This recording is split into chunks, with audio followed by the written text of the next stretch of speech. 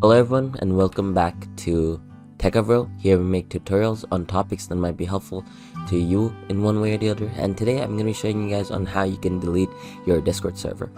Now what you want to first do is go to the Discord server that you own. Remember, you cannot delete a Discord server if you are not the owner of that server. So then you want to click on the top and then you want to go to server settings. Once inside server settings, all the way at the bottom you can see Discord delete server. You want to click on delete server, but before you do that you want to copy this one because they're going to ask you to type in the name, and sometimes if you have a tricky name it's going to be hard, or if you have a longer name. So what you want to do is just copy, paste it, and then click on delete and give it a few seconds. The server's gone. So once the server is gone, it's gone forever. It's not coming back. You've lost it. So if you really want to delete a server, make sure you really want to delete a server. Don't delete a server and then start guessing, oh, I want it back, because there's no way of getting it back. It's gone forever, and I mean permanently forever.